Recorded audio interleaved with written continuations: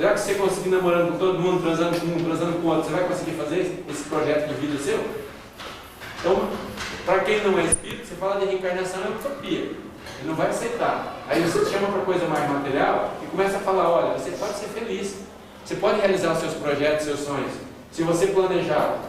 E se você planejar, você sabe que determinadas coisas que você faz hoje não vai dar para você fazer, porque pode atrapalhar tudo. Nós, espíritos que acreditamos em reencarnação, para lidar com essa questão do nosso filho, é muito simples.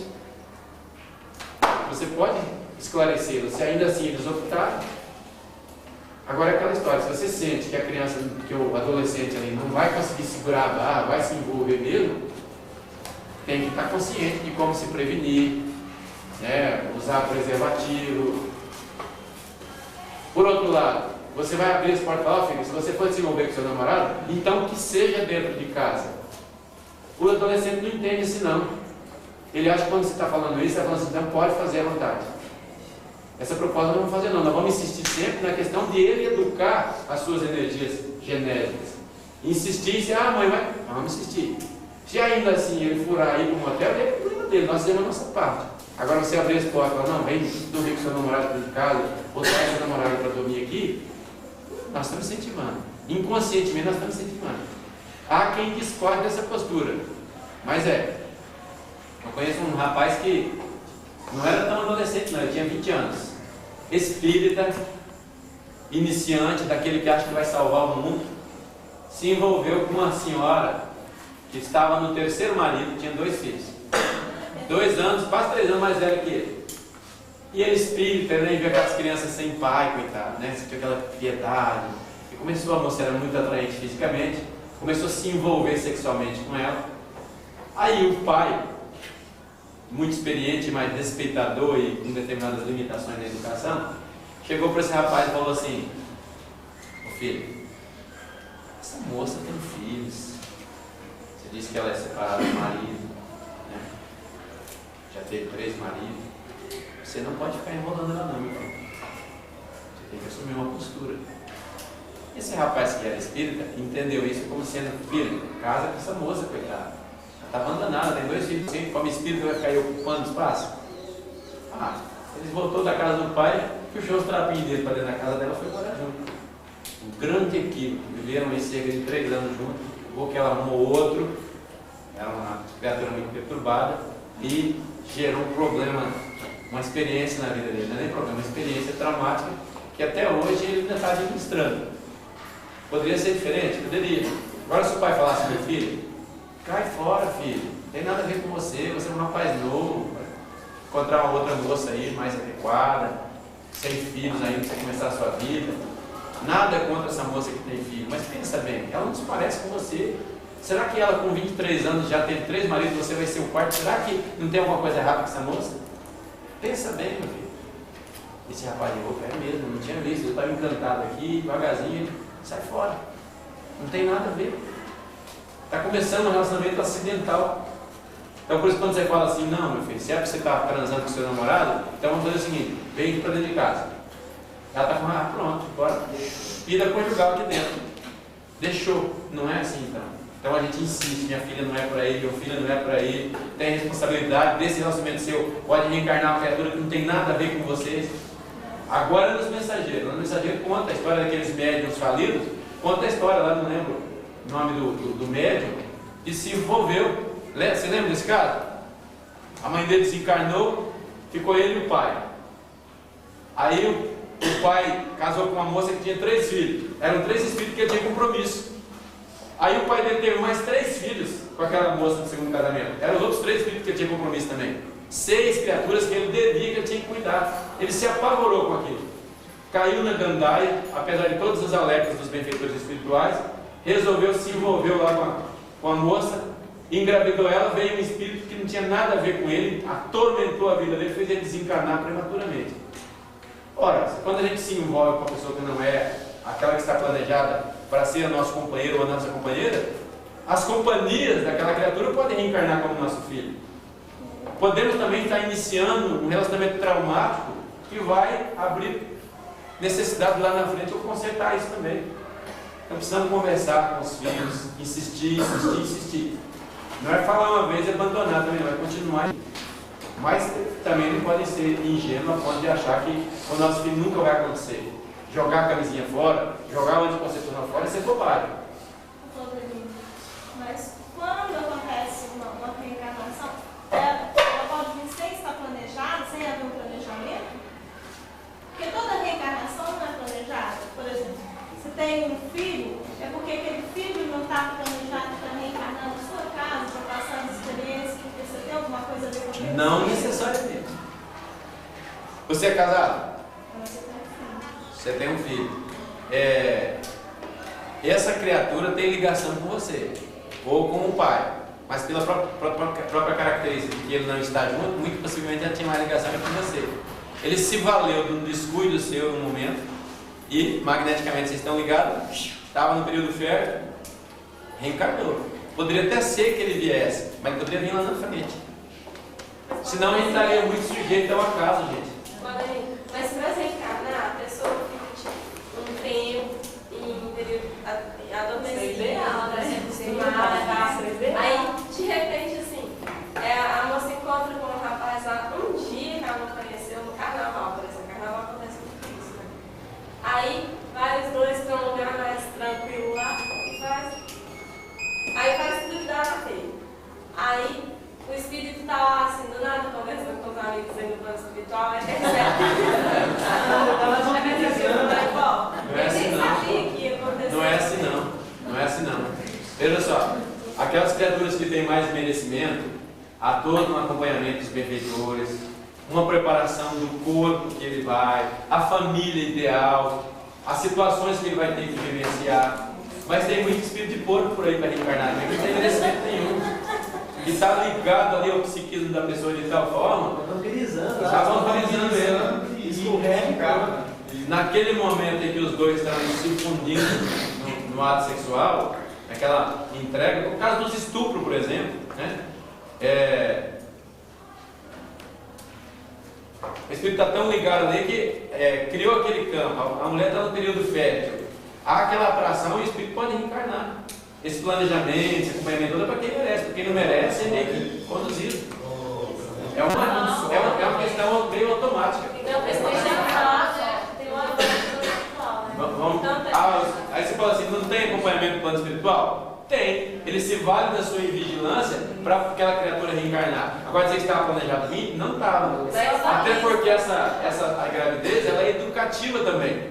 A moça, às vezes, em função dessa gravidez, ela muda totalmente a vida dela. Às vezes tem uma vida viciosa para pensar na criança, ou às vezes ela de certa forma é expiatória, porque a pessoa vai ter que refletir na intemperança dela, vai ter que adiar um monte de projetos. Agora diz assim, engravidei, estava planejado. Não é bem assim, gente. Pode até ser, não significa que não seja. Mas, deixa eu só passar o seu feiro primeiro que tinha de lado. Uma coisa é o seguinte, tem que lembrar o seguinte, que a reencarnação, as encarnações, seja ela o planejado? É o seguinte, quando a gente vem na Terra, já vem com a coisa preparada, arrumada, organizada, entendeu? Porque desde quando ela nasceu, quando ela veio reencarnar na Terra, as coisas já estavam mais ou menos preparadas para tudo correr na hora certa. Podemos, como você falou, extrapolar, passar à frente, né? Mas é mais um compromisso para subir das interações. Certo? Na realidade, esse preparo aí, vamos deixar preparado, porque quando vem tudo organizado, bonitinho, tudo bem. Né? Então, mas essa aí, os espíritos são para reencarnar, como a gente falou. A pessoa que encontra um namorado, que de acontece, ela está preparada desde que alguns anos para trás, a encarnação dela já foi preparada espiritual, a vida dela aqui foi organizada, O senhor Pereira está dando uma contribuição muito valiosa e que a gente às vezes fica empolgado e parece que a gente está generalizando. Não estamos generalizando, tá vendo? Em termos de reencarnação, cada caso é um caso. Não dá para dizer assim, é assim ou é assado, ou você está errado, você está certo, entende? Ele colocou bem, namorado, você está namorando há 3, 4 anos. O O Espírito está ali preparando, mas e aí, vocês não vão casar não? Às vezes até ele sentiu que não vai casar, precisa vir, ele aproveita uma hora do estudo e vem. Pode ser isso também. Agora pode ser no carnaval, nunca viu, vai não aí. Vai lá pra cá com a pessoa. Ô meu amigo, essa isso aí, ó, você caiu de gaiato. O Espírito aproveitou a lei de vigilância e encarnou. E a espiritualidade permitiu, porque tem a finalidade educativa aí para todo mundo também. E por aí afora vai. Ok? Agora, assim, se nós seguirmos no planejamento e traçando, assim, entendendo o que nós estamos fazendo aqui, e trabalhando, a educação, o casamento, etc., a chance da gente acertar e a nossa reencarnação cumprir como foi planejada é de 99,9%. Só vou destacar o isso. A pergunta dela aqui, entendi bem, e não sei se tem por aí para poder colocar, mas me parece que há um planejamento, de qualquer forma, há um planejamento na reencarnação, porque senão aconteceria como ela falou. O espírito está lá de bobeira e de repente, ó, não é bem por aí. Há um planejamento da probabilidade de um reencarne, às vezes até compulsório, um reencarne acidental, mas há um planejamento. Não é assim também como aconteceu dessa forma. E há uma espiritualidade nesse planejamento, ela conhece aonde há o relacionamento entre aquele espírito que está sendo planejado com alguém que está entrando neste caminho. Este caminho de relacionamentos acidentais por aí. Assim, é possível nós aproveitarmos o deslize de determinada pessoa, porque essa pessoa tem um relacionamento com esse espírito. Nós podemos associar as questões e aproveitar para desenvolver o processo. Vou fazer um gancho nessa colocação do Eustáquio. Vou colocar assim, ó. Se a gente observar as estatísticas, nós vamos ver que uma grande quantidade de filhos de alcoólatras tem tendência a se tornar alcoólatras. Os psicólogos, cientistas pesquisando o assunto, deram uma explicação aí genética, dizendo que a gente tem um gene do alcoolismo. Só que ainda não identificaram esse gene. Isso é uma hipótese. Olhando pela ótica espiritual, nós vamos perceber assim: quem é que anda acompanhando um alcoólatra na rua, atrás de cachaça? Um monte de alcoólatra desencarnado, não é? Se esse alcoólatra tiver uma relação sexual com alguém, seja no casamento ou fora dele, porque ele acompanha essas relações de amizade, ele vai reencarnar como filho. Pode ser, não significa que todo filho de alcoólatra vai ser alcoólatra, não tem nada a ver. Mas a explicação para esse fenômeno é o fato das afinidades. Ok? Tem até para teste, o espírito está reencarnar no lugar de alcoólatra, o espírito que é alcoólatra. Ele resolveu, não, nessa encarnação agora eu vou vencer o vício da bebida. Então eu vou reencarnar no lugar de pai alcoólatra para que eu seja testado. Para vencer isso e não ser alcoólatra, né? Então assim, agora eu pode ser preparado, vou então no lar de pessoas idôneas, de vícios, se eu receber uma certa ajuda, na próxima talvez, assim, tudo pode ser também que a mãe tenha os espíritos ligados a ela, que reencarna, que não tem nada a ver com aquele pai. Daí o pai às vezes é alcoólatra e os filhos não são alcoólatras, não se tornam. Por quê? Porque está mais relacionado com o ciclo de amizade da mãe. E há a possibilidade também de um casamento meio que acidental se tornar um bom casamento. Claro, se os dois espíritos são maduros, duas pessoas podem ter se unido aparentemente acidentalmente, e por ser duas criaturas maduras de respeito, que entendem a finalidade do casamento, vai aprofundando aquela amizade e fica aquele casamento bonito aí que vive harmoniosamente. Só para esclarecer, o André Luiz narra em um dos seus livros, ele narra uma história semelhante. Ele fala que nós precisamos de reencarnar o espírito fulano de tal. Quer dizer, ele estava fazendo um planejamento para o nascimento daquilo que vai nascer. E aí eles falam assim, aonde que nós vamos arrumar o casal para eles nascerem? Aí eles começam a observar, fulano de tal tem um relacionamento de um passado, um relacionamento até simples de um passado com ele. Então nós podemos aproveitar, porque ela está muito feliz. Às vezes eles pegam um suicida, por exemplo. O suicida não tem merecimento, às vezes, para no primeiro momento reencarnar com sucesso. Daí eles olham, a fulana de tal leva uma vida promíscua. E eles olham assim, estudam ela e percebem que se ela engravidar, tem uma grande chance dela abortar. Mas, aí o que eles pegam? Pega aquele espírito, às vezes, e coloca junto com ela lá. É natural, na atitude dela, atrai, engravida. Engravida, como eles conhecem ela, Às vezes, eles tentam segurar o máximo possível como experiência expiatória para ele, mas eles não conseguem, ela acaba abortando. No que aborta, a frustração do aborto é educativa para aquele espírito. Agora, dizer assim, tinha que induzir alguém a abortar? Não, eles só estudaram e sabiam que pelas tendências dela, tinha uma grande chance dela fazer. Ou ela, pelo próprio pensamento, expulsar ele, ou ele, pelo medo, também não conseguir vingar a reencarnação. Mas é um processo de cura dele que é necessário e que vai passar. Bem colocado, Gustavo. Passar ali para ele. Eu estou bastante de falar, mas lembrando também que é um somatório de leis, né? Não é só a lei da atividade que entra aí nesse estudo de planejamento encarnatório, mas também tantas outras, a lei de progresso, a lei de causa e efeito, né? Há toda uma observação, então onde cada caso não faz, não é mesmo? Deixa eu só fechar aqui para a gente fazer o intervalo, que já tocou bem de volta e retoma, mas não, assunto eu não queria deixar de considerar antes. Voltando na questão sexual, a gente troca energia na família, no casal e tal. Quando a gente se separa, você fica meio desnorteado. Por quê? Há uma interrupção naquela permuta de energia. Vai cada um para um canto, você fica carente. Nessa carência, nós ficamos fragilizados. E aí chega uma pessoa com um problema semelhante ao nosso, a gente começa a conversar, daí a pouco fala, nossa, que homem maravilhoso, que mulher maravilhosa, esse me entende, por que eu não encontrei antes? Daí a pouco os dois estão na cama. Os dois estão carentes. Quando a gente está separado, nós não estamos em condições de se relacionar com alguém. Tem que dar um tempo, você tem que sossegar primeiro, botar a cabeça no lugar, acalmar, aprender a suprir suas necessidades em outras fontes, através dos amigos, dos familiares, para você não entrar carente no relacionamento, porque você vai escolher errado e pode iniciar um relacionamento errado.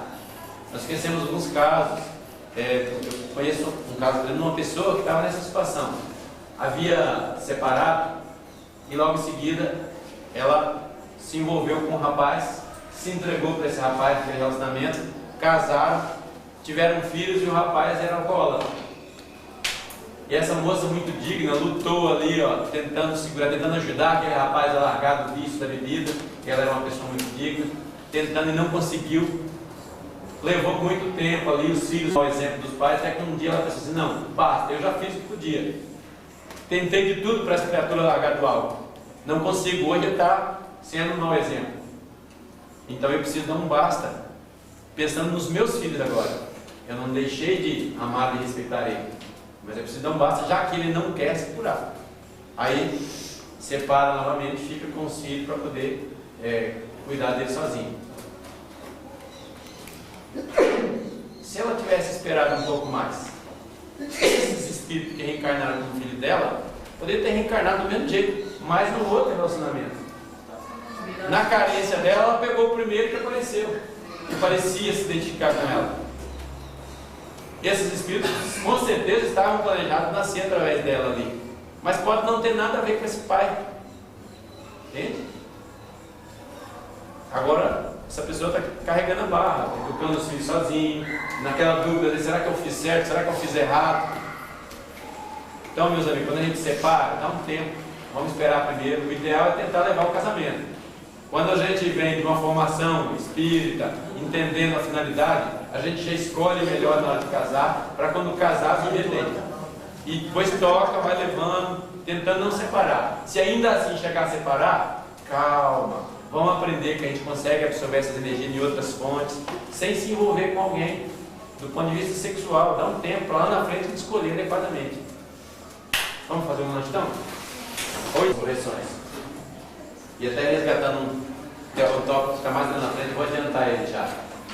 No meio espírita, a gente tem o péssimo hábito de achar que tudo quanto é espírito que reencarna é inimigo da família. Não é? Nós somos inimigos do passado. Como se só reencarnasse inimigo.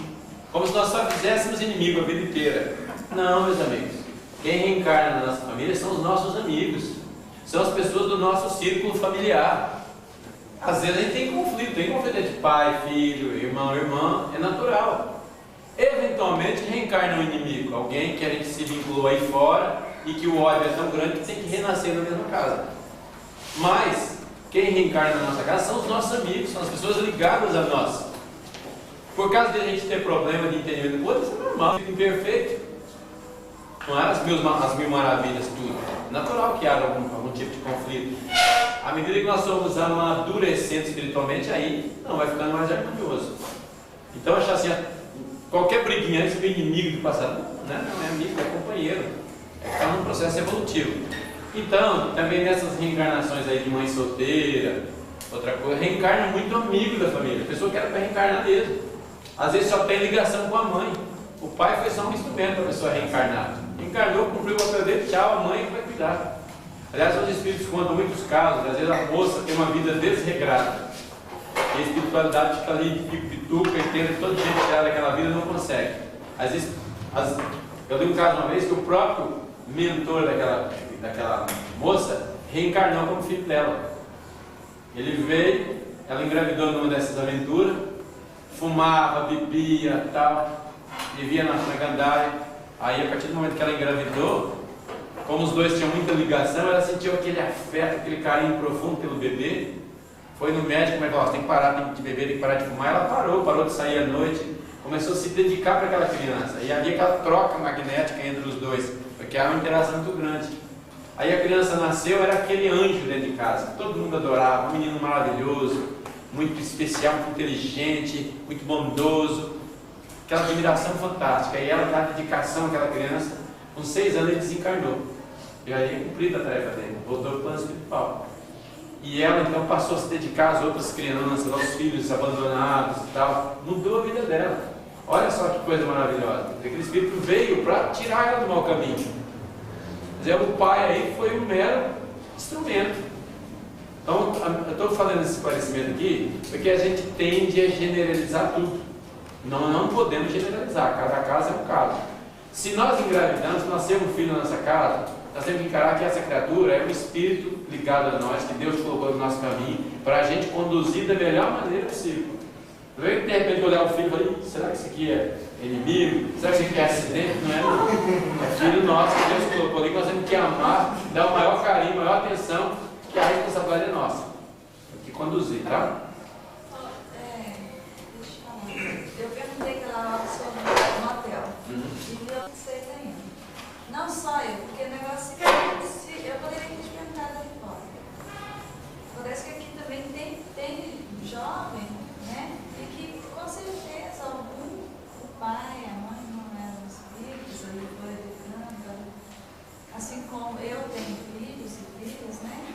Então acho que isso aí poderia ficar mais claro, sabe? Por exemplo, já fui abordado o seguinte: se eu estou tendo relação, e se vocês não estão no motel, é um lugar que não dá. Então, aí como faz? Então, acho assim, a gente tem que ter uma resposta. Não, a gente precisa procurar pelo menos uma resposta, né? E não só para eu com meu filho ou eu com minha filha, mas o próprio jovem que já está nesse caminho aí. Então, seria, não, então larga esse negócio de relação, porque não dá, espera casar para ter o seu lar, né? Então, acho que a gente precisava procurar uma resposta, mesmo que ela não tenha, então, não tem uma resposta para você se vira o seu problema, né? Não é bem assim, meu Deus.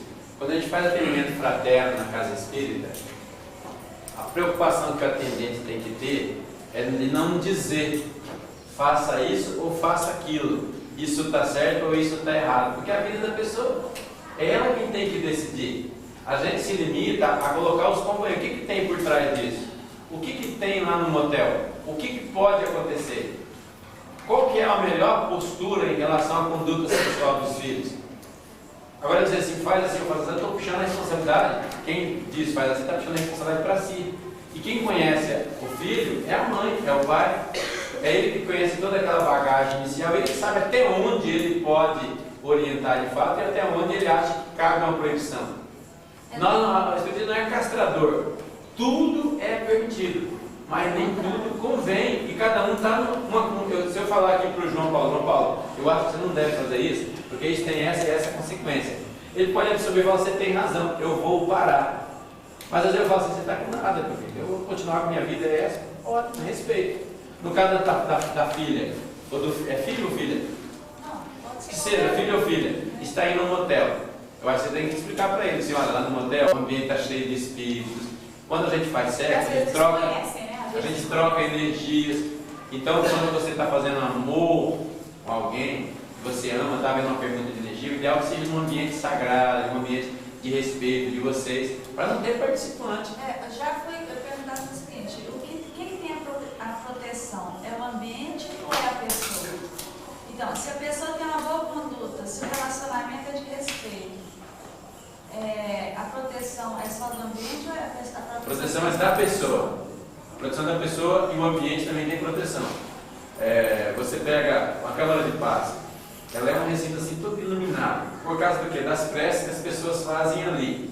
Aqueles nichos lá nas igrejas católicas, onde as pessoas vão ali e oram com fervor pelo santo, ele também tem uma luz especial. É a impregnação da própria pessoa. O ambiente de sua casa, o lugar que você ora, que você faz culto, você também impregna ele. Então, ele por si só já tem uma proteção que mesmo você não estando ali, um malfeitor que tenta entrar ali, dependendo da situação, ele não consegue. Dependendo, consegue. Agora você também tem a sua proteção. Se você é uma mulher digna, seu marido é um homem digno, vocês vão num motel, vocês têm a proteção. Mas vai ter, depois de tanto você indo ali, a tendência é o ambiente fazer aquela pressão. Explica aquela seguinte, porque você está procurando sensação, o motivo, a motivação de ir ali é a sensação.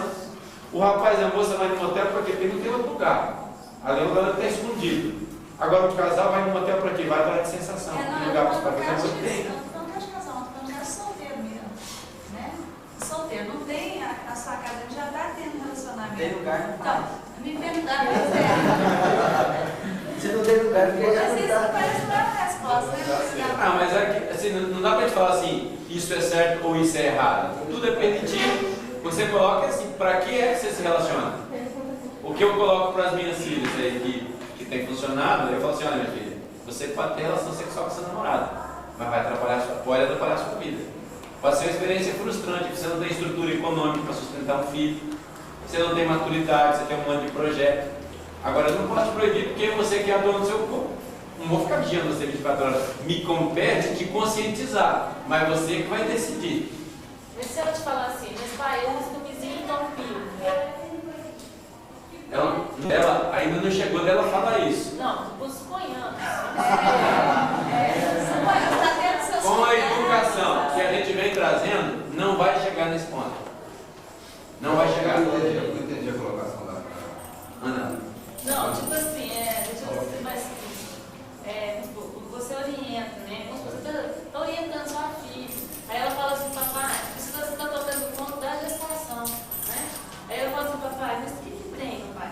Eu gosto dele e eu tomo pílula, uso camisinha. O que o senhor acha?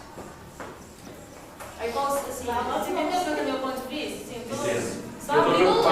eu estou preocupado em não falar, porque uma coisa que eu acho que serve para o meu filho pode não servir para o outro filho. E o meu papel aqui é muito sério. Se eu falar, muita gente vai tomar como verdade.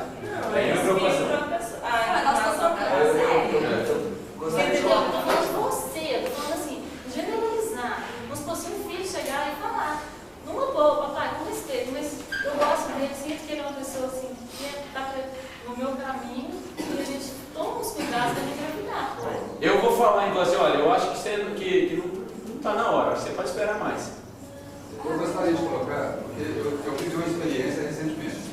Minha filha mais nova, ela não está aqui, e ela começou a ter relacionamento com o namorado dela. Ela estava estudando em Belo Horizonte e a gente fazia todo um trabalho educacional dentro da doutrina espírita e esse trabalho educacional, inclusive a gente falava muito sobre sexo, fazia estudos para jovens, sexualidade, desde a idade de 10 anos eu já levava para esse e, quer dizer, no meu lugar eu tinha todo o conhecimento básico para saber o que é certo e errado, o que deveria ou não deveria fazer. Comecei a ter um relacionamento. O rapaz é uma pessoa incrível, maravilhoso, o marido dela hoje. Aí eu fiquei sabendo e chamei os dois para ter uma conversa, inclusive com os dois.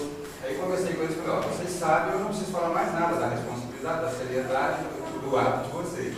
Vocês sabem a seriedade que é. Agora, eu gostaria de saber de vocês, eu não quis saber se é de motel, onde que é, se é na República onde estava, não me interessa. Me interessa que é uma responsabilidade o ato deles. Quero saber qual vai ser a atitude de vocês a partir de agora. O que vocês estão planejando? E aí eu coloquei aqui o que o Claudemir falou. A responsabilidade deles a partir de criar. A seriedade e as consequências que está trazendo para eles até hoje, de vez em quando eu olho para eles e fico ouvindo, porque as consequências que eles estão vivendo hoje. Né? Eu coloquei tudo isso para eles, vocês sabem, não, nós sabemos. E o que vocês estão planejando? Não vão casar. Falei, agora, aí eu até assustei quando eles falaram, nós vamos casar agora, eles falaram, daqui 2 meses nós vamos casar. Falei, tudo bem, ótimo, então nós vamos planejar o casamento, planejar nesses 2 meses. Ela fazendo faculdade em Belo Horizonte, com idade de 18 anos, ele também 19 anos, fazendo faculdade também em Belo Horizonte. Eu falei, vocês sabem que vocês vão ter dificuldade? Não sabemos. Ela engravidou logo em seguida, nessa conversa, ela já engravidou logo em seguida, com 2 filhos, gêmeos. Gêmeos. Quer dizer, eu estou falando que eu olho para eles. E aí eu falei assim, não vai estudar. Não, nós vamos mudar para Belo Horizonte, vamos morar lá. Continua estudando. Quer dizer, eu vejo a seriedade e a responsabilidade de um trabalho educacional feito antes, com os 2, porque eu também frequentava muitos jovens. Então, o trabalho feito. E agora ela está grávida novamente. E ainda não terminou o curso lá na faculdade. Eu fico olhando para mas eu tenho uma visão muito particular. Serve para a minha vida. Não vamos modelando, porque eu acho que cada um está no nível de amadurecimento. Eu acho que o casamento no papel, como diz lá no livro do Espírito, ele é para garantir os direitos, porque nós somos uma sociedade atrasada. Quando nós fomos espíritos mais evoluídos, não precisa nem do casamento no papel. Ok? Quando os jovens estão dispostos a assumir uma vida de respeito um com o outro, se eles quiserem se entregar à permuta sexual, estão partindo para o casamento, como preparação, como até uma fase de conhecimento mais profundo, você já está tudo combinando, está tudo legal, os 2 se gostam, um precisa do outro, entenderam que vão viver junto. Quando eu estou falando de casamento, de casar, não estou falando de casar no papel, estou falando de casar, assim, de compartilhar a vida em comum. Chegou nesse ponto, uai, se meus filhos fizerem assim, eu vou achar natural que eles se conheçam também na cama para ver até que ponto o rapaz tem algum trauma, até que ponto minha filha consegue lidar bem com a questão, para ver se vai estar legal. Tem tantos casais que se amam perdidamente, se mantém casto até o momento do casamento, casa, se frustra, vive infeliz. Eu acho que ainda é um último momento para você verificar, está tudo legal mesmo? É legal, então vamos tocar a vida para frente. O test drive. Não é test drive. O problema é que a sociedade estabeleceu só quando casar. Não é um papel. Eu não estou preocupado com o papel, estou preocupado com a felicidade do meu filho, como eu estou colocando ali. Estou colocando porque chegou nesse livro, vamos colocar então. Estou preocupado com a felicidade. Para mim, papel é o de menos. Não tem nada a ver. Agora, se ela tiver responsabilidade para assumir, eu acho que quando começa a namorar, você já tem que chegar e falar: escuta, vocês estão namorando. Peraí, vamos com calma, o que pode acontecer? Minha filha pequena, de 12 anos, esse dia ela chegou, que ela fica testando a gente também, né? Eu sinto, dentro dessa observação dos filhos, cada um é um espírito, eu sinto que ela é mais perturbadinha nesse sentido, né? O comportamento sexual dela. Aí ela falou: pai, se eu chegar grávida, cara, o que você vai fazer? Eu falei: primeiro, eu vou te abraçar, te beijar muito, vamos acolher essa criança, mas eu vou chorar no primeiro momento. Porque como eu te amo muito, sei que vai ser muito difícil para você criar um filho sozinho, e como eu te amo, o pai é besta, ama, não quer ver seu filho, então eu vou chorar, mas nós vamos acolher essa criança com o maior carinho, vamos ajudar. Mas eu sei que você é consciente e você vai pensar muito antes de fazer isso. Eu sei quando essas perguntas para testar. Até para saber, porque eu ficaria muito triste se você abortasse. Porque mostraria que tudo aquilo que eu te ensinei, você não aprendeu nada. Se está havendo um Espírito que Deus está mandando, vamos receber com o maior carinho. E vamos procurar amar Ele nesse sentido, desde o ventre, que Ele é uma criatura amada e respeitada. Mas eu vou ficar triste por você. Mas logo vai passar também, não vou ficar alegre com a criança também. É assim. Quando a Bíblia coloca essa questão, fica parecendo assim: então eu devo permitir ou criar um local? A gente deve orientar, principalmente para quem está tentando um início de relação, não, a questão da responsabilidade deve ser vista muito por quem orienta, principalmente. Porque muitas das vezes essas pessoas que estão apresentando esse problema, se é espírita, se tem uma consciência, é um caso, mas muitas das vezes o interesse deles não é esse de se conhecer, é uma necessidade que se tem, é uma energia que não está sendo bem controlada e que quer se dar vazão a isso. E às vezes é simplesmente pelo prazer. Simplesmente prazer pelo prazer. E aí desvirtua a finalidade do sexo. Né? Prazer da sensação. Justamente.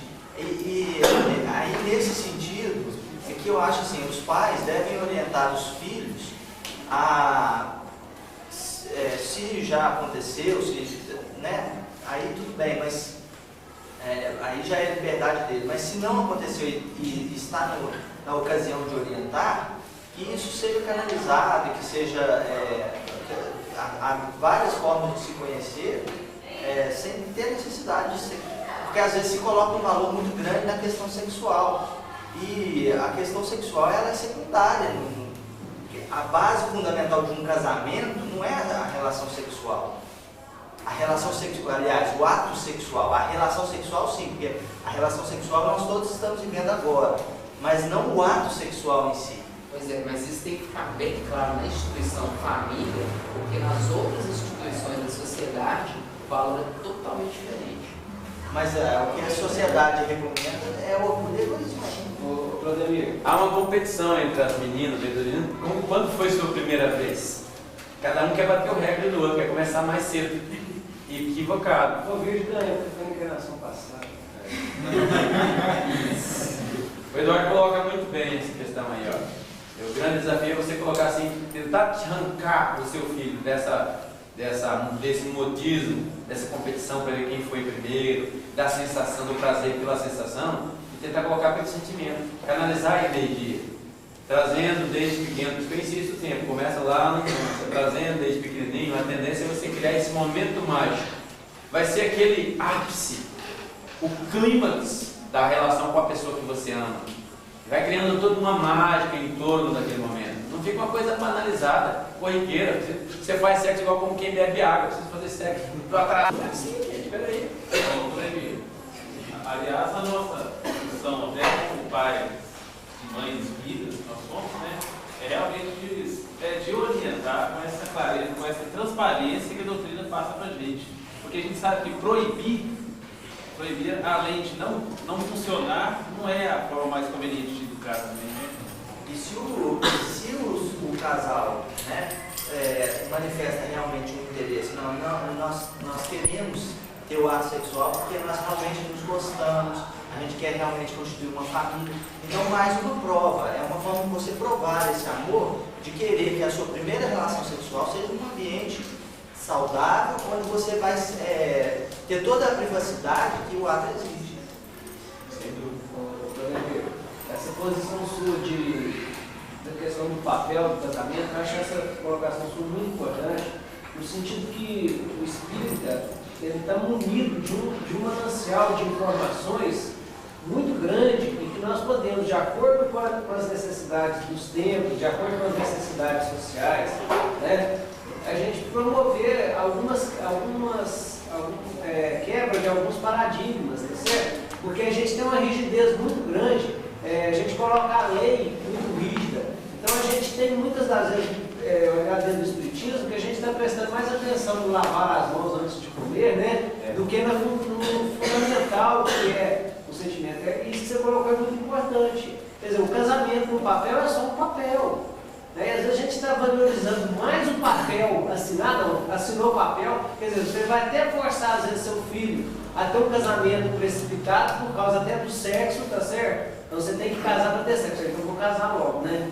Então, você vai pressionar para que haja um casamento, para que esteja tudo no papel, mas o casamento real, que é esse que você falou, não aconteceu, tá certo? Então é muito importante a gente ter esse discernimento, né? A gente parar com essa dependência extrema desses posicionamentos, né? Dessa rigidez, né? A gente vai girar e vai cair sempre no mesmo ponto. Desenvolver a visão crítica do mundo, que é o grande papel do educador. Você não fica só ensinando seu filho, pode isso, não pode aquilo. Você ensina ele a criticar o mundo e ele mesmo tomar a decisão. Seja próximo, ele tem que ser responsável pelo que faz. É igual o casamento religioso. Ele fala, não, tem que ter o casamento religioso. Não, que casamento religioso? O casamento tem que estar dentro de você. Religiosidade está dentro de você. Não é a chancela da igreja fazendo uma solenidade, botando uma certidão de casamento, que garante que seu casamento vai sobreviver. Nem o papel passado no civil, nem o papel passado no religioso garante indissolubilidade. Se os dois estão casados espiritualmente, comungando espiritualmente ali, vai viver muito bem. Eu acho que a grande chance é dar certo. E aí você queria antecipar, você viu um rapazinho de 16, 17 anos falando em casar para quê? Para fazer sexo. É equivocado. Vamos criticar? Vamos ensinar ele a pensar por que disso? É igual também tem centro espírita, falando em envolvimento espírita, tem centro espírita, que às vezes começa a querer inventar. Ah, tem muito casal se separando, nós podíamos fazer curso de noivo no centro espírita. É uns loucos que parece que seja ideia de vez em quando. Curso de noivo não resolve nada não, gente. O curso de noivo começa lá na educação. O cara passou a vida inteira fazendo coisa errada. E acha que num curso de 2, 3 horas vai mudar? Vai preparar ele para viver a vida de casado? É utopia. Não tem lógica isso. Então quando vocês ouvirem falar, vamos questionar. É mudança de postura. É postura diante da vida. Não é uma coisa de fora para você coloca, tá aqui a sua carteirinha. Agora você está habilitado para casar, para tocar sua vida e vai embora. Não é assim.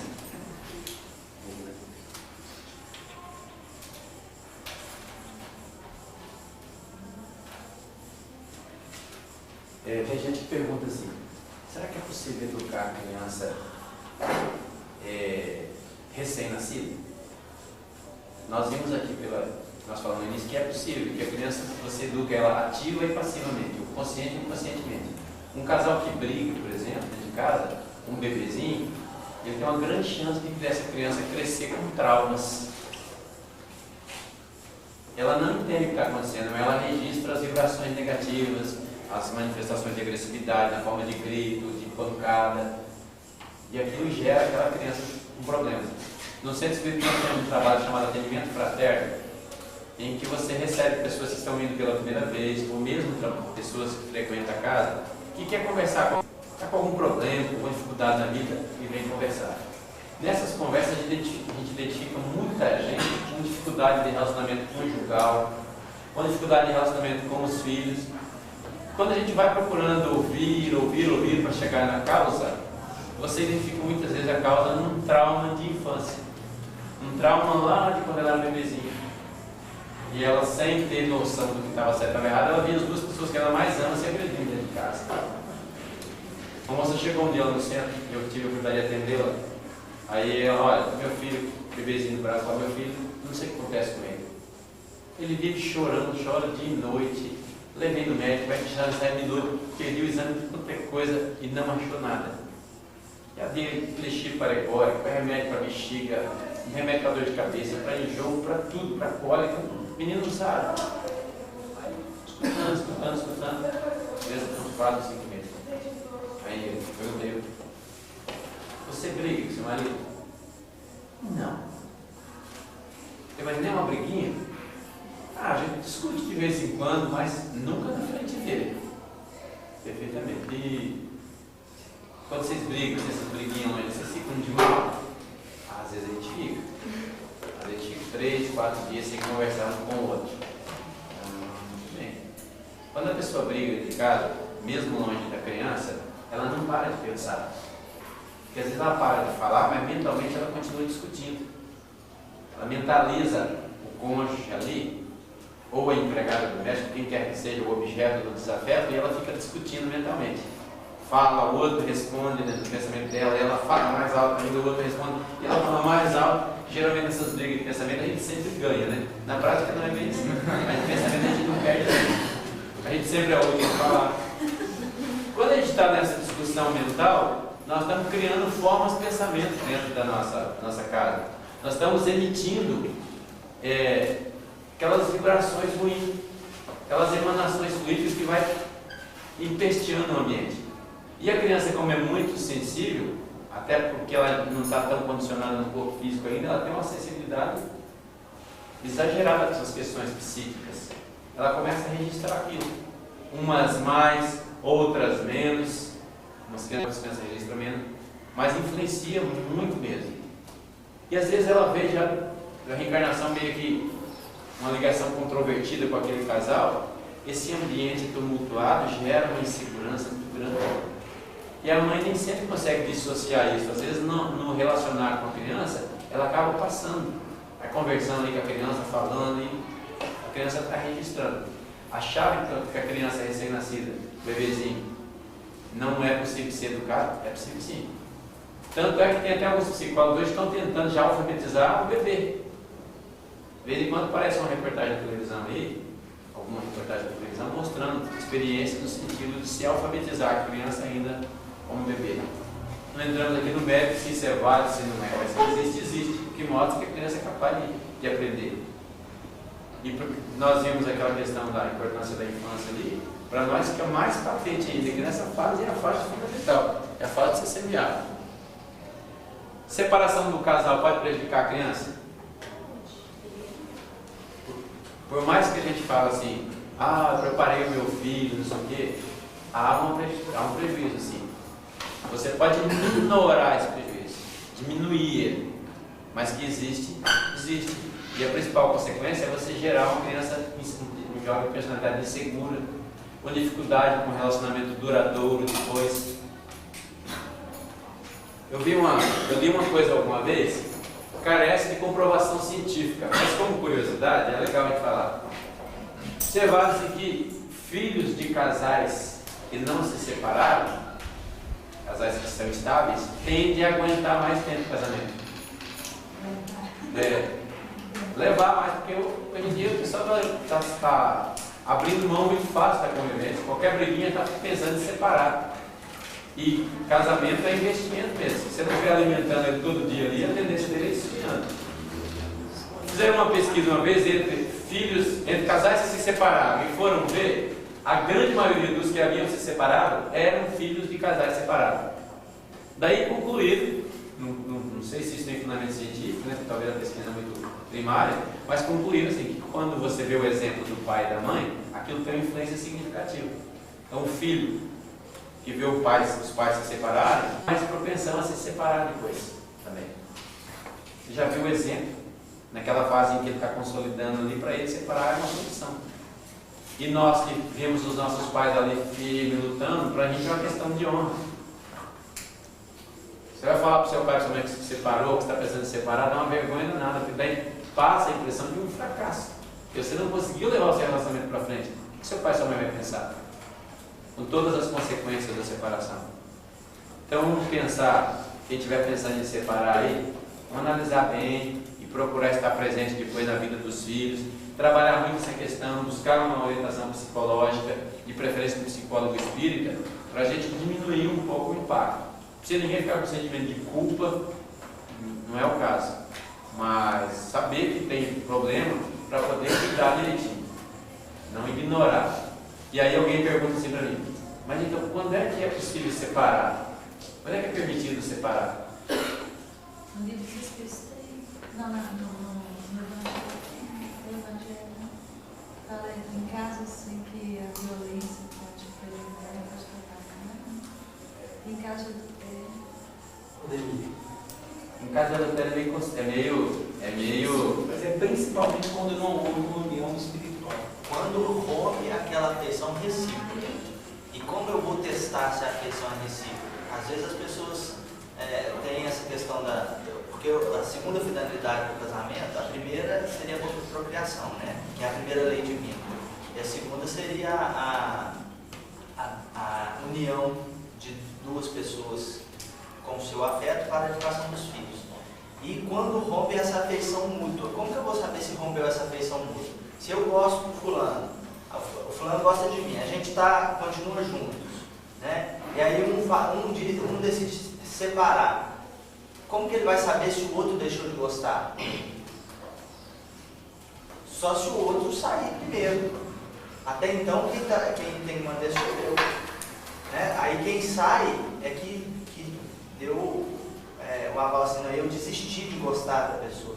Eu desisti de tentar o amor, como diz Joana Diana, eu desisti de sustentar no amor. Se nós fizermos a base, volta na questão da infância, da educação. Se nós educarmos nosso filho para casar adequadamente, a chance de separar é muito menor. A chance de permanecer o casamento. Mas agora, está casado, e aí a pessoa está pensando em separar. Por que ela está pensando em separar? O Espiritismo ensina para nós que a gente tem que tentar o máximo possível levar essa relação num clima de amor, de amizade. Quando há amor, há a tendência a não haver o adultério. E quando há o adultério, ainda precisa haver muita compreensão das pessoas. Você não pode dizer, adulterou, tchau, vai cuidar da sua vida. Eu estou sendo muito egoísta. É porque já estava fixado. Há que haver uma compreensão. Aqui eu vou falar uma coisa, não é para dar desculpa para os homens não, tá? Mas o homem, ele é muito... Olha no reino animal, como é que é o macho? Ele não vive para copular com a fêmea? Algumas espécies têm uma certa... monogamia é usado para ser humano, né? Mas é essa aí. Tem casal que permanece o mesmo casal junto a vida inteira. Mas no geral, a maioria das espécies, o macho copula com um, com o outro, porque a finalidade deles ainda nesse estágio é só procriação. Não tem amor ali. É um atavismo biológico aí. Agora veja só. Nós seres humanos não vimos no reino animal também. Nós trazemos esse atavismo. É por isso que quando você olha para uma mulher, é normal todo homem sentir atração física. Daí ele usa a razão, falou, não me convém. A mulher, para ela se envolver com um homem, hoje em dia está mudando esse conceito por causa que a gente está embarcando nessa onda equivocada. Mas até pouco tempo atrás, ou quem se guarda, a mulher para se envolver com um homem precisa ter algo mais. Ela precisa conversar um pouco, ela precisa sentir aquele algo mais, aquele tchan. Tem que pintar um clima. Um homem não. Falando biologicamente, um homem, se qualquer mulher tirou a roupa ali, ele viu ela nua, ele pode nunca ter visto ela, não saber nem o nome, a tendência dele é sentir atração, ficar excitado. Por quê? É biológico isso. E por conta disso, algumas pessoas não conseguem se controlar. Às vezes já está lá, o casamento já tem uns 10, 15 anos, e uma moça nova, bonita, se engraçando, o sujeito que não se controla vai, se envolve. Tem filhos, aí nessa hora vale o juízo da mulher. Vamos pensar, o homem às vezes depois que tem o ato sexual, nossa, mas eu sou um monstro mesmo, um dia civil, como é que eu posso fazer uma coisa dessa? Minha mulher maravilhosa, que eu amo tanto lá em casa, meus filhos, como é que eu fui entrar nessa? Bate aquele sentimento de culpa que ele se sente a pior das criaturas. Se a mulher mete o pé, às vezes ela está rompendo uma relação que tinha condições de continuar. É fácil ser traído? Não é. Quando você sabe é complicado. Mas se você compreende, não, ele me ama, o homem é assim, eu vou ajudar ele a superar, vai trabalhando, vai conversando, vai levando ele, olha, o que você sentiu? Você viu que não valeu a pena? Pois é, então. Vai refletindo, que aí vai ajudando o sujeito a sair daquela situação e resgata o casamento. Então por isso que eu estou separando porque ele cometeu adultério, é relativo. Vamos com calma. Agora quando está partindo para a violência, o sujeito está cheio de mau costume, bebe, chega em casa agressivo, é um péssimo exemplo para os filhos, vem agredir, está colocando em risco a segurança da pessoa e da própria família, é lícito se separar sim, é justo. Se tiver compromisso com a pessoa, lá na frente vai ter que retomar. Mas agora não deu, chegou no ponto. Nesse caso, toma iniciativa. Ninguém vai esperar o cara chegar e dar um tiro de casa, cometer um assassinato. Não justifica. Ou quando ele está levando uma vida de tal forma desregrada na sua conduta sexual, que não está respeitando a gente, é lícito também. Um sujeito que mais que você está dando força, ele sai com uma, sai com outra, chega em casa, te humilha, te bate, não sei o que, você ainda continuar assim? Não tem lógica, perdeu a dignidade do relacionamento. Ok?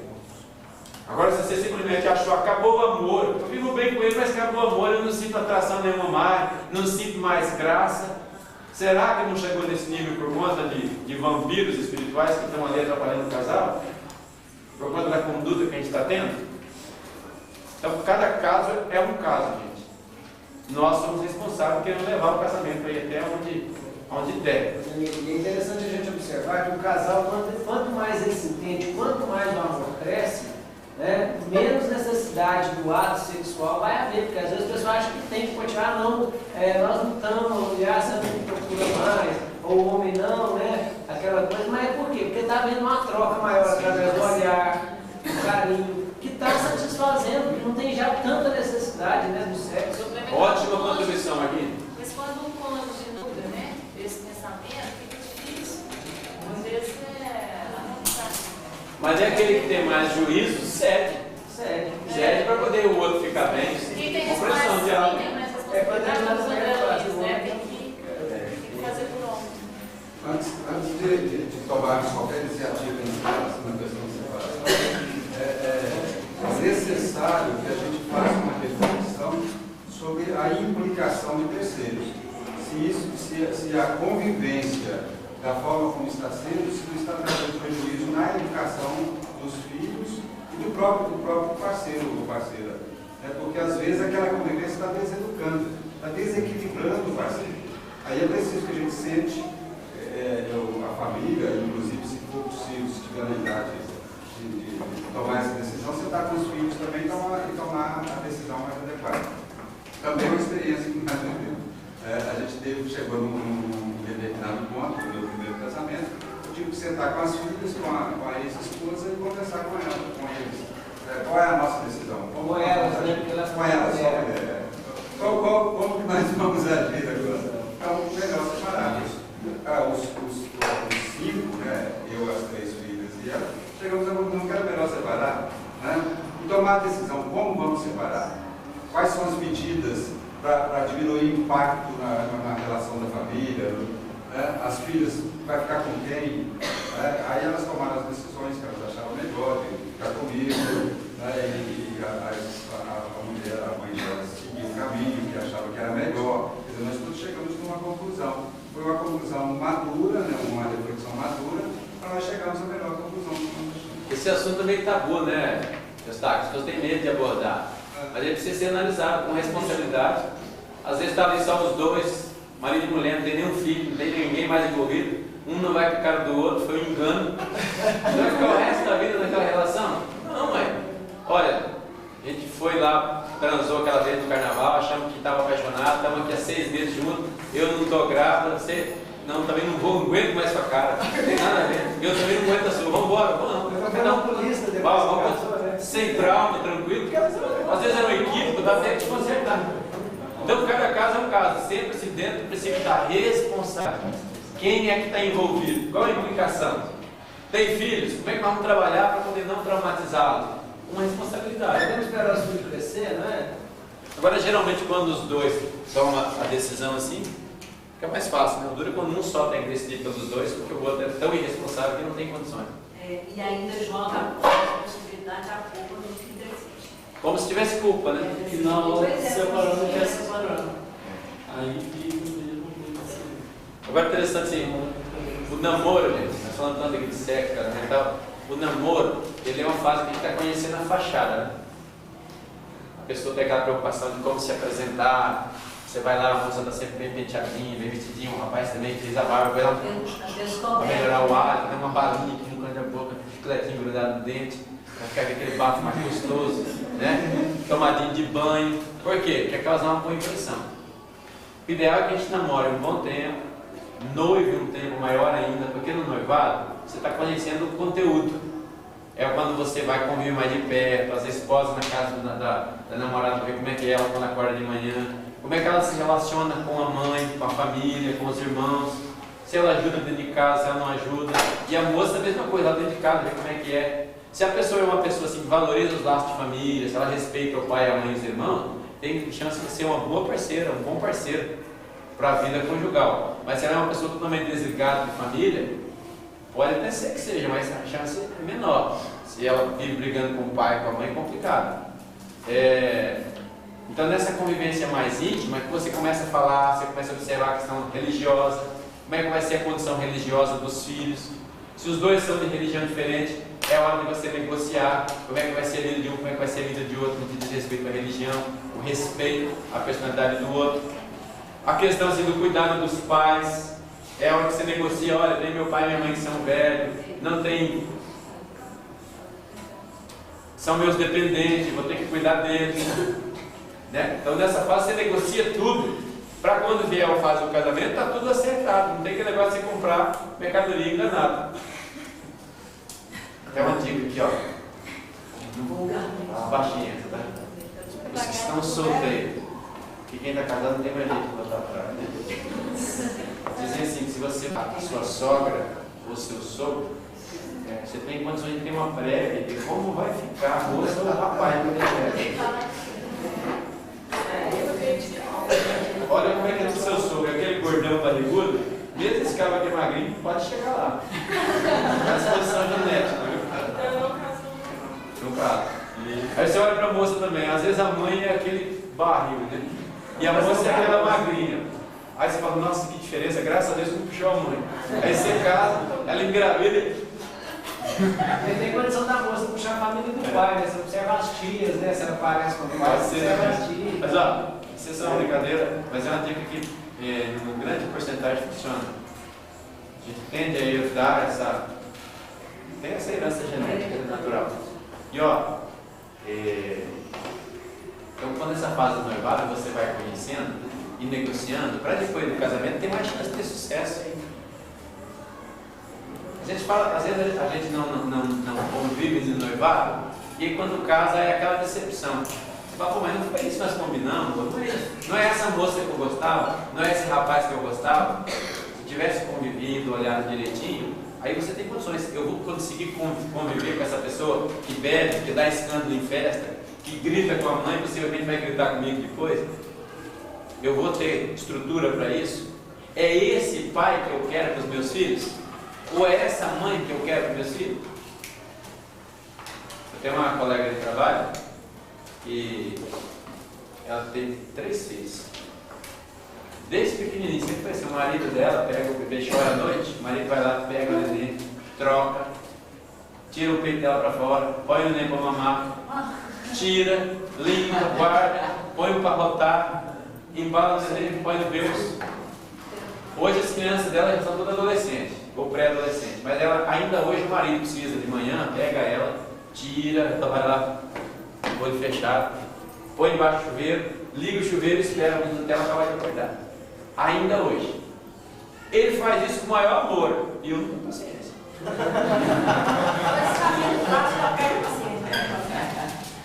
E aí? Essas coisas precisa saber, conversar. Quem está preocupado em ter um relacionamento saudável está mais preocupado em mostrar quem é e não esconder o que ele é.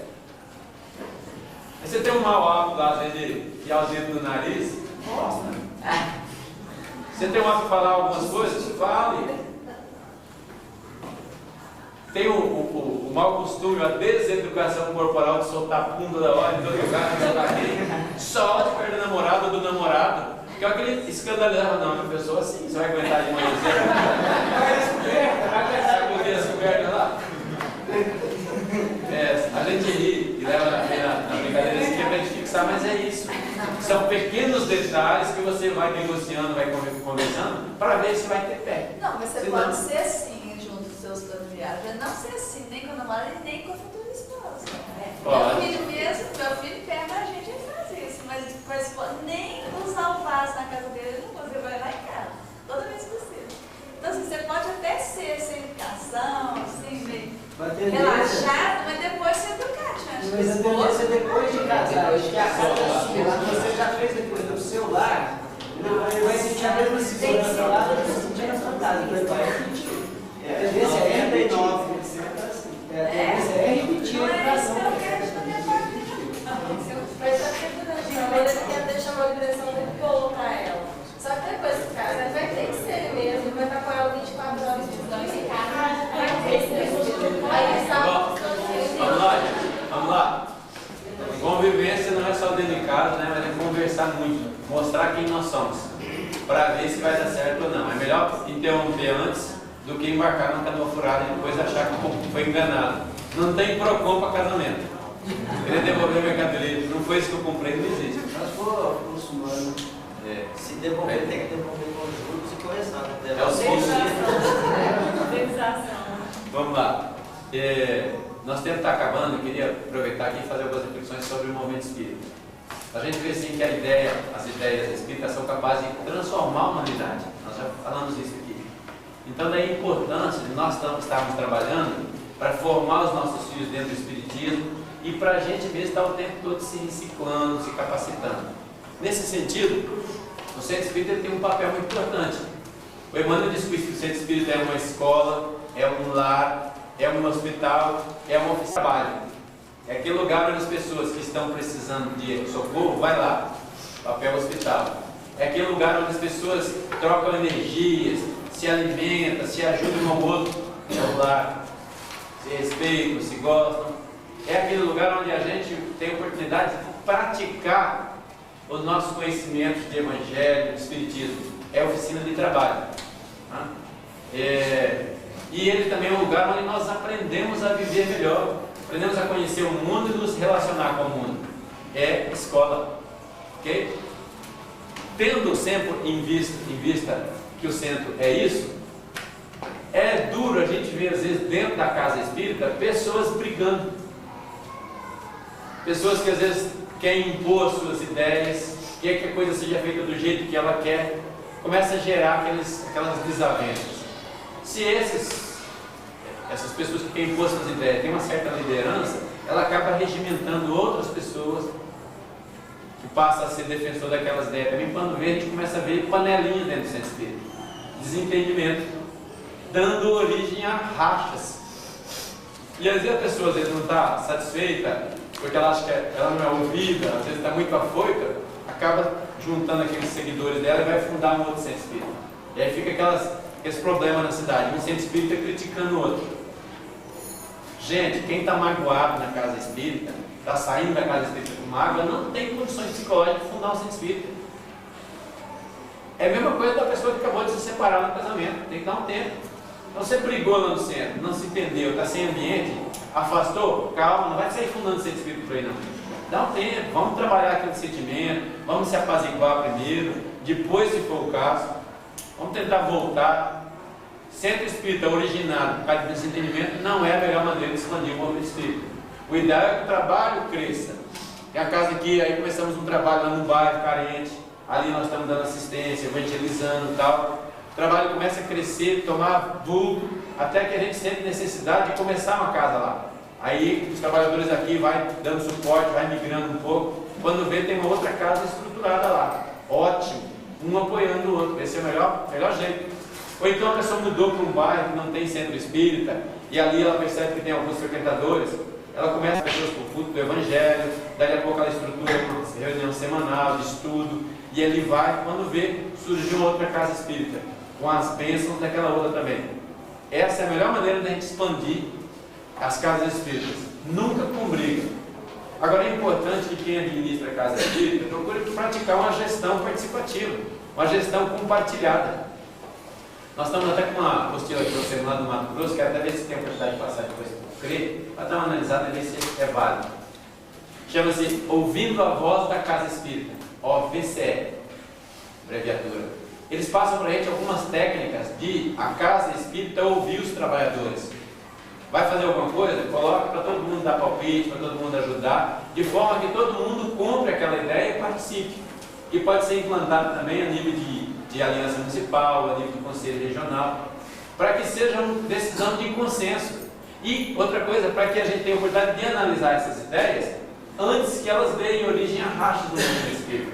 Faz de conta que nós somos a casa espírita e o Marcos é um dos frequentadores. Ele está querendo construir um asilo de velho, porque ele acha que tem muito velho precisado. Mas daí, o Eustáquio, que é o nosso presidente do centro, ele acha que já tentou fazer asilo, não deu certo. Ele pensa que é melhor amparar o velho na casa da própria família, do que segregar o velho e trazer para cá. Teve uma boa experiência que não foi muito bem sucedida, então ele concluiu, participou de um monte de cursos por aí, que assistiu o velhinho na casa dele, é mais caridoso. Mas o Marcos não, ele está preocupado com obra, ele quer fazer aquela obra. E aí ele começa a falar, encontra outros mais entusiastas, que quer fazer também, e ele leva para a diretoria e ele fala: Marcos, não dá não, nós já fizemos aqui, não dá certo. Aí ele fala assim, às vezes por influência espiritual, por influência personalidade inferior mesmo, ele começa a dizer, não, esse povo é fechado, ninguém quer saber de nada, ninguém quer trabalhar, estão tudo acomodado, não sei o que, começa a gerar aquela dissensão. Comenta com um, comenta com o outro, quando vê tem um grupinho seguindo ele, dá origem a racha. Agora, se nós estivéssemos praticando a gestão participativa, eu estar com Marcos, boa ideia sua, gostei, vamos chamar a turma para lá discutir? Vamos, então marca lá um dia, institucionaliza o dia de ouvir a casa, põe lá os trabalhadores, e aí fala, olha, nós temos uma ideia interessante que o Marco está apresentando, eu queria expor para o grupo. Aí o Marco vai lá e expõe. Um levanta, outro levanta, estabelece antes o detalhe de que não é o Marcos que está em julgamento, é a proposta do Marcos, então ele não vai se sentir diminuído. E um monte de gente vai fazer ponderações válidas, que vai fazer com que ele repense. Se a ideia for boa mesmo, a maioria vai convencer de que é boa e vai engajar nela. Se ela for uma ideia que não é tão boa, a maioria também vai argumentar e vai ajudar ele a entender que não é tão boa, ele não sai magoado, mas sai dali cada um, o grupo mais forte, mais unido, entende? Então, para a gente evitar esses rachas, é importante nós termos essa preocupação. Isso também é educação. Outra coisa que tem muitos dirigentes de casa espírita, nós temos que trabalhar no centro espírita com planejamento, com metas. O que é que nós vamos fazer esse ano? Qual a nossa proposta dentro da evangelização, dentro da reunião mediúnica, dentro do grupo de estudo? Vamos abrir um novo grupo de estudo? Não vamos? Qual a técnica que nós vamos usar? Quem vai ser o coordenador? Tem gente para trabalhar? Não tem? Como é que nós vamos fazer para desenvolver? Quais as metas a atingir? Vamos ampliar a casa? Não vamos? Saber, compartilhar com o grupo para todo mundo trabalhar em busca daquilo. Não é para você ir levando a Deus dará, de qualquer jeito, né? E aí, vocês viram aqui, nós passamos 3 horas falando de educação. Girava, nós caímos sempre no quê? Na infância. É um círculo vicioso. Você prepara a infância, que vai ser um adolescente responsável, que vai ser um adulto responsável, por consequência, vai ser um bom marido, um bom pai, vai estar educando outros e assim por diante. Vai ser um bom cidadão, vai ser um bom profissional, um bom professor, um bom, seja o que ele faça. Não cai sempre na questão educativa? Nós não vimos que na infância o espírito está mais suscetível a ser influenciado? Por consequência, embora todas as atividades da casa espírita sejam importantes, qual deve ser a prioridade número 1 da casa? Evangelização infantil. Não tem outra boca, meus amigos. Se nós tivermos uma atividade de evangelização bem estruturada, nós vamos ter trabalhadores no futuro equilibrados, com conhecimento, conscientes, que vão ser cidadãos. Por aí afora vai. É muito mais fácil eu mudar uma criança do que mudar um adulto. Nós não temos um monte de vício que nós estamos tentando largar e estamos tendo dificuldade nos defeitos.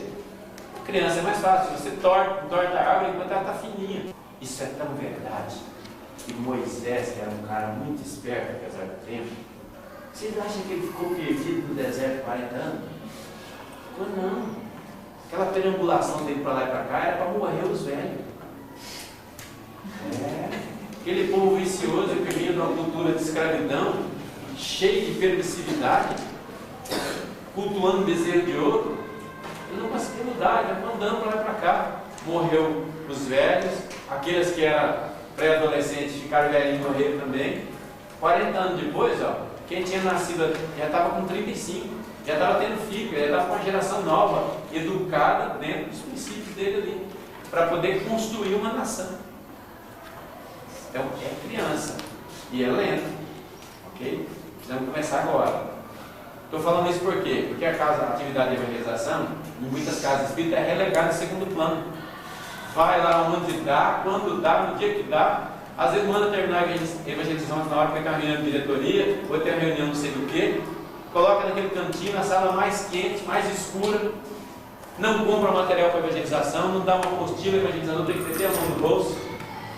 Eu sei que casa espírita não tem lá tanto dinheiro, mas faz a promoção, compra apostila, compra material didático, procura construir as salas adequadas se o centro tiver área, botar uma cadeirinha adequada para a criança.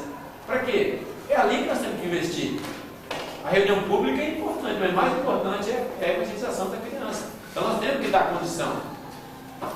Falando em questão de dar condição, espírita, o Richard Simonetti disse que espírita tem escorpião no bolso, né? Põe a mão no bolso de jeito nenhum.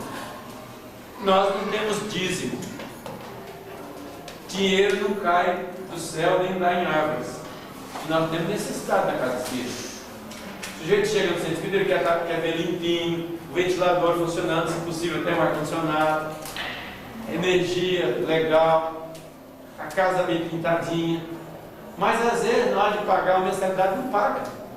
Não quer se associar na casa, ele quer lá só usufruir. Como vamos fazer isso? Se todos nós nos cotizarmos, cada um dá um pouquinho, pagar a mensalidadezinha, o centro tem condições de se estruturando cada vez mais, comprar materialidade para a evangelização, para as reuniões, investir numa cadeira mais confortável, para a pessoa aguentar ficar mais tempo, investir no arejamento do centro para não ficar tão cansativo ali, o ambiente, e por aí afora vai. Estruturar, quando tiver esses encontros, esses seminários numa outra cidade. O CRE comunicou, vai ter um encontro não sei aonde, um seminário lá em Itaúna, Divinópolis, Pará de Minas, Arcos, sei lá onde. Opa, de que vai tratar? Ah, tem um curso de expositores. Gente, nossa, nós precisamos formar expositores. Quem é que tem condições aqui? Ah, vamos pegar algumas pessoas da nossa cidade que são mais faladores, vamos pegar esses aqui que são mais estudiosos, têm condições, vamos mandar um grupo, vamos. Ah, mas eles não têm condições de pagar a passagem. Então vamos cotizar.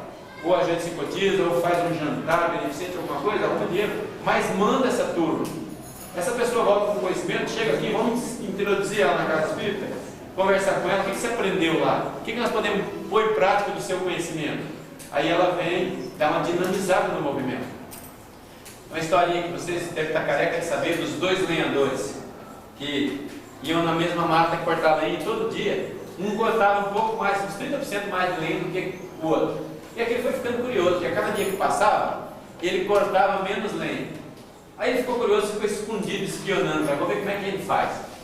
Aí ele ficou observando, o cara chegou cedo, trabalhou lá um pouco, foi lá na sombra, tomou uma água, aí sentou lá no pau, dava uma cuspidinha no machado, passava o esmeril, né? Afiava, lá a mesma coisa. E ele ficou assim, cara, com tanta lenha para cortar, ele parando, como é que pode? Aí ele observou que cada vez que ele parava, um pouco que ele voltava, ele cortava a lenha mais rápido, com uma velocidade. À medida que ia diminuindo a velocidade, o cara parava, ia lá, tomava água, descansava um pouquinho e cuspia no machado, afiava o machado de novo. E ele não parava para descansar nem para afiar o machado, ele só cortava. Mas como o machado ia ficando cego, ele acabava que perdia produtividade. Então, quando nós mandamos alguém para fazer um curso, participar desses seminários, é o afiar o machado do espírito. É aquele momento que a gente dá uma paradinha para descansar. Às vezes nós fazemos um evento tão importante na cidade e as casas não mandam o participante. Ah, não, porque hoje é dia de evangelização. Ah, hoje é dia de reunião mediúnica, não posso deixar de ir. Ah, dia não sei das coisas, dia da sopa, não posso parar a sopa. Pelo amor de Deus, gente. Para um dia, ninguém vai morrer de fome. Esse dia que você deixa de evangelizar ou deixa de fazer reunião e manda o trabalhador para estudar, ele está afinal, ele volta muito mais capacitado. Dá um salto qualitativo. Nós falamos aqui no início sobre a questão da evolução, da necessidade de atualização. Como nós não vamos nos empenhar então em mandar os nossos participantes da casa ir lá frequentar esses eventos? Tem que nos empenhar sim.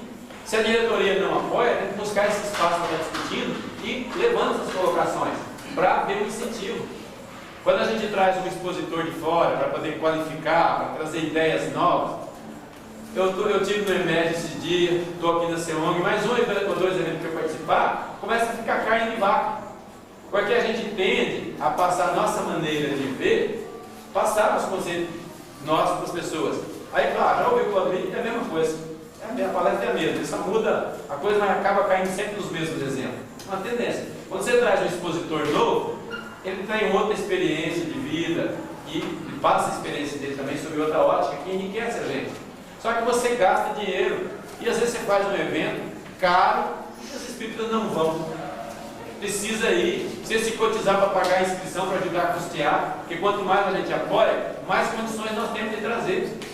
Então aquele negócio, você vai fazer lá um seminário, quanto custou? 600 da passagem de avião, 300 do aluguel, 200 do aluguel do som, 300 do aluguel do salão, 1.100, 1.200 reais de custo por baixo.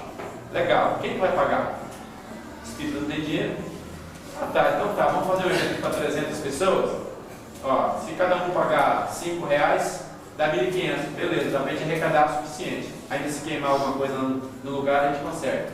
5 reais não pega nada para ninguém. Mas aí tem uns ignorantes que falam assim, espiritismo virou mercenarismo agora. Tudo é dinheiro, tudo é pago, vai sendo igreja. Pelo amor de Deus, nós temos que ajudar essas pessoas a criticar. Não é assim, tudo tem custo. Se nós quisermos evoluir, temos que investir. Interessante é que o pessoal sustenta, por exemplo, esses clubes recreativos na naturalidade, pagando muito mais para ter Ele é sócio, participa, sabe? É sócio. Pagando a despesa. E casa espírita não. Casa espírita tem que ser de graça. Paga 30, 40, 50 Comprou, tem que dar de mensalidade. graça. Não é dar de graça porque de graça você deu, comprou. Ela no clube ele paga mensalidade, às vezes nem vai. Na casa espírita que ajuda ele a manter o equilíbrio psíquico dele, na orientação dos filhos. E o cara não contribui. Quando faz esse evento, quer que de onde tira o dinheiro? Então nós precisamos estar fazendo mais eventos, trazendo mais gente, e a gente espírita está participando, entendendo que nós estamos crescendo aí. O esforço que o CRE, que as AMES fazem para poder estar promovendo isso é muito grande. Agora precisa que cada espírito esteja consciente e se empenhe em participar e mudar a mentalidade e saber que 5, 10 reais não vai deixar ninguém mais pobre. É um investimento. Você passa na banca e compra uma revista de fofoca de novela, paga 3,50, 4 reais. Por que você não pode pagar para assistir 5, 10 reais para assistir um evento que vai te acrescentar espiritualmente? Que vai ajudar você a errar menos?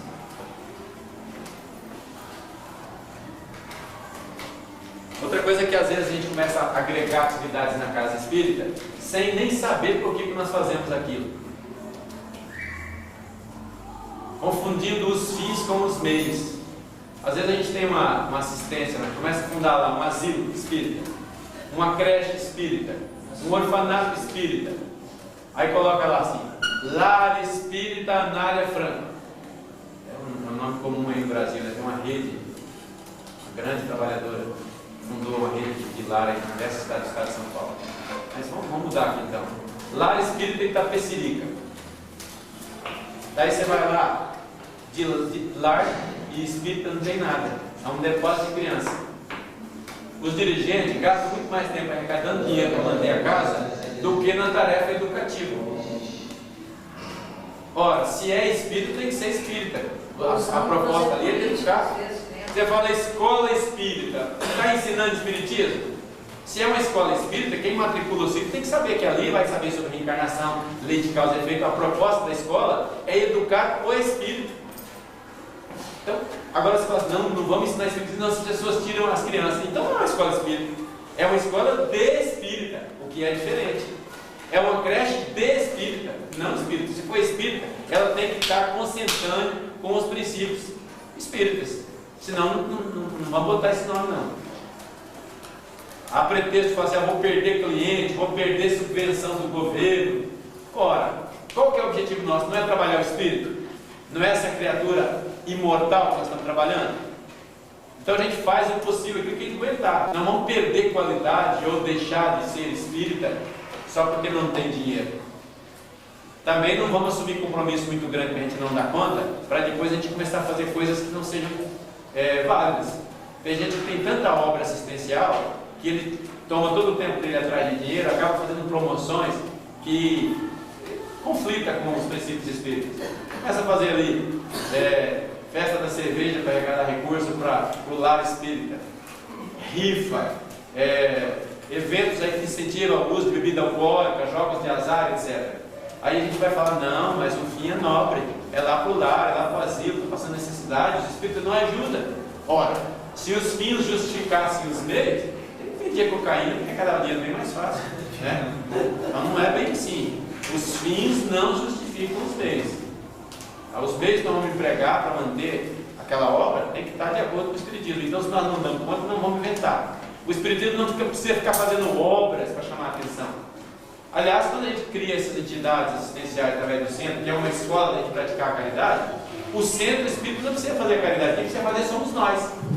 Enquanto o centro organiza isso, porque ele é uma escola, então ele cria essas condições das pessoas irem lá aprender. Mas o ideal é que nós façamos essa transformação em cada um, e esse cada um faça a caridade por si só, se condoa com a dor do cidadão, independente de instituição. Encontrou na rua, passou na porta de casa, viu lá, que ele se condoa e ajude por si só. Aí o espiritismo estará atingindo o seu objetivo, que é mudar as criaturas. Ok? Só finalizando aqui, Nós vamos ter o seminário do Luiz Ignacio, foi falado ontem, tá? Então, importante que se faça inscrição antecipada, quem queira, porque as vagas são limitadas e nós precisamos saber quem tanto vai para poder planejar, tá? Vai ser no dia 3, 4 e 5 de maio, vai ser lá no Centro Espírita Estudando o Evangelho, tem até um papel aqui, quem quiser, eu vou deixar aqui. Hã? A Jane comentou por alto. Oi? Pois sim, vai falar. Inclusive a gente deixou uma questão de dependências políticas dentro das leis, né? Que às vezes causam dependência política, né? Porque às vezes uma vez tão grande precisa ficar compactuando com determinadas ideias para poder manter. Ela me fez uma pergunta agora que eu fiquei na dúvida também. É ser sábado e domingo, vai ter alojamento? Como que vai ser? Ah, tá. Sexta-feira é uma palestra pública. Sexta-feira é uma palestra pública. O evento começa no sábado, depois do almoço. E aí termina no domingo. Tá? Beijo mais, não é? Eles devem estar estruturando. Legal. Vamos botar à disposição da turma, né? Que eles já catalogam lá. A Paulinha vai para lá. Sempre que é nosso. Só um. Pessoal, esse assunto. Só fechando então, outra coisa importante também está questionando na Casa Espírita é assim, abrir a oportunidade para os jovens e as crianças participarem das atividades. A sociedade já tem que ser inserida nas atividades da casa, fazer uma mensagem de abertura, uma apresentação artística lá nas reuniões, para eles irem se sentindo parte. As crianças, vai lá um mês da criança, o período do Natal, as evangelizadoras ensaiam uma pecinha de teatro, um jogral, uma musiquinha. Com isso, nós vamos acostumando a criança com o público, ela vai lá na frente, vai estar falando, já vai perdendo o medo, e ao mesmo tempo ela vai sentindo que a casa é dela. Os pais vão sentindo orgulho de trazer as crianças. Quer dizer, é um todo que interage e que se sustenta. Achar que só adulto tem que fazer movimentos de vida está equivocado. Quanto mais cedo eles começarem, melhor, mais familiarizados vão ficando e mais responsáveis também vão ficando com o movimento como um todo. Eu acho importante isso, só que também esclarecer a criança sobre aquilo. Por exemplo, se você vai fazer um jogral dos dias do mês espírita, explicar. Porque senão fica aquela coisa assim, bem racional. Você vai só lá fazer, entendeu? Não, vamos integrar então, fazer a coisa também, você explica. Dentro do que você vai fazer. A data do encontro vai ser 3, 4 e 5. 4 e 5 é o que vão precisar posar, né? Ou quem for palestra? De maio. Aqui está sendo divulgado aqui no cartão com 4 e 5, porque no dia 3 é só palestra à noite. Tá? E a gente, no mais, meus amigos, muito obrigado pela atenção. Tem muita coisa que pode ser falada sobre o assunto. Nós não temos a pretensão de esgotar, nem de ser dono da verdade. Esses temas são subjetivos e varia a compreensão de acordo com o nível evolutivo de cada um. O que serve para mim pode não servir para vocês. Às vezes a necessidade de vocês está muito acima ou está muito abaixo. Aquilo que serve para o meu ciclo pode não servir para o ciclo de vocês. Mas eu acredito que nessa troca de ideias a gente se enriquece. E é um componente a mais para a gente estar pensando, refletindo, norteando as nossas ações. O importante como mensagem final é o seguinte: não existe pecado. Não existe nada que seja proibido. Tudo é permitido, mas tudo tem consequência, boa ou má.